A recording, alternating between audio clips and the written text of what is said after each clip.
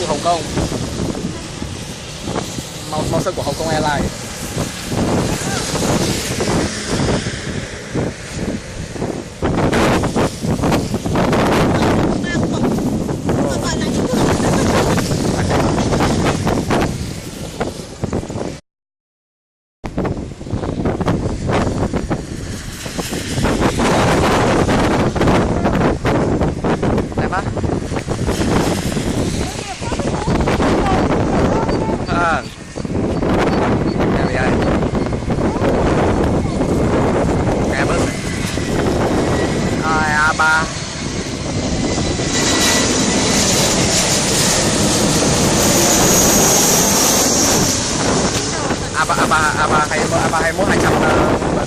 A321 211 của VietJet chưa biết đâu đến.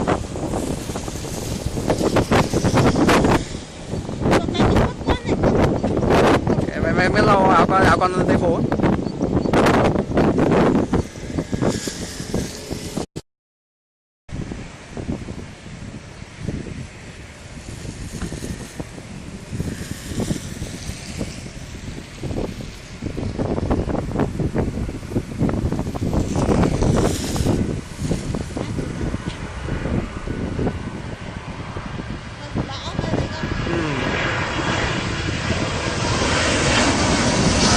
Airways. Airways. Nó có Babu. A320. Thức ăn như sĩ.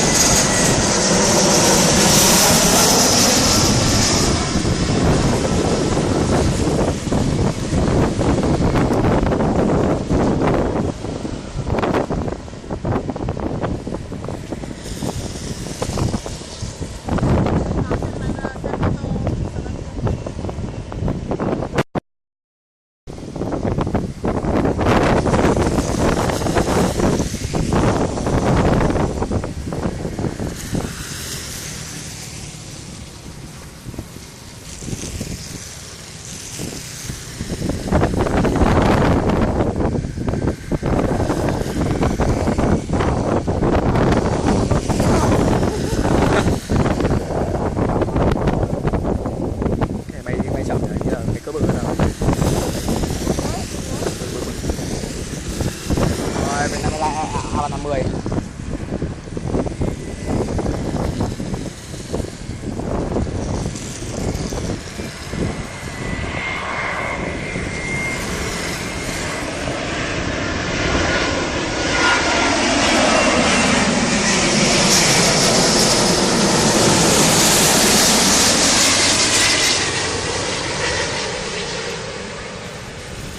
Rồi mình nói xong không có bự hết.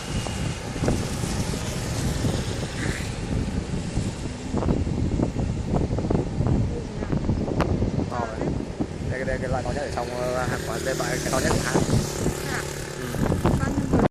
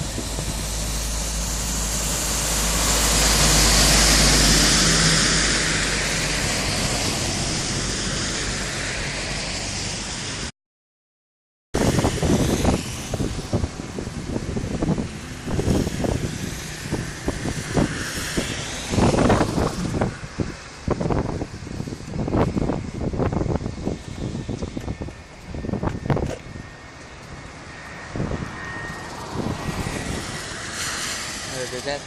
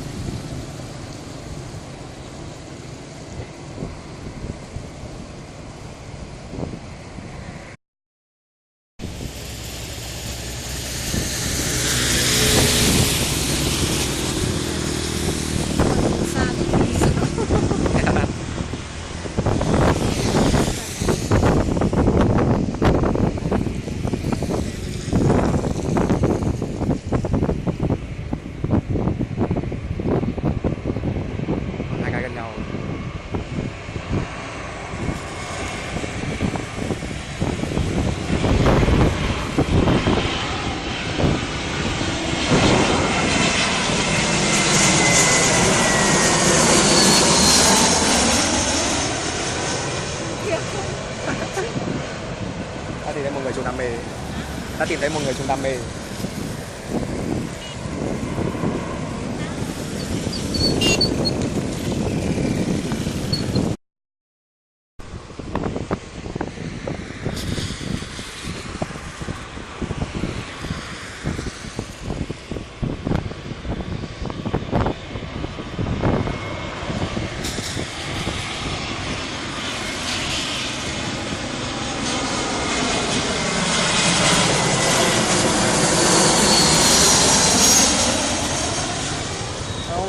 SilkAir của Singapore ấy, SilkAir.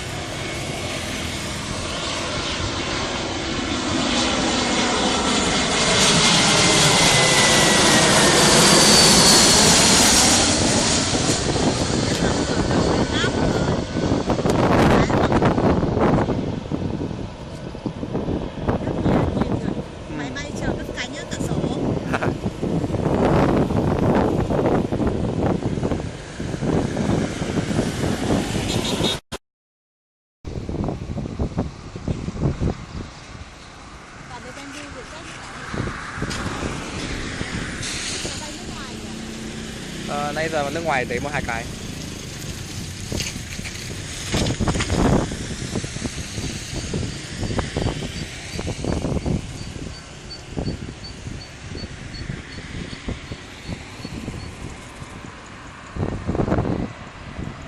Một cái A350 to nhất luôn hả? to nhất.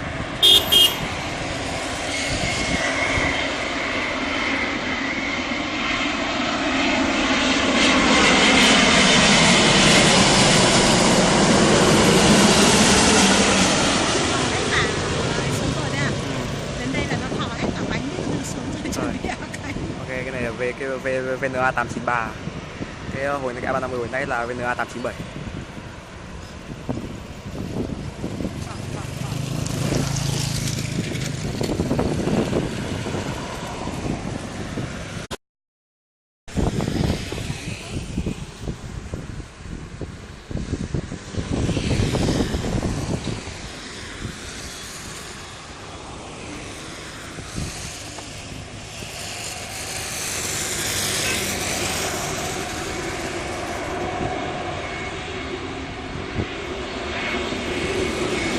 Wow.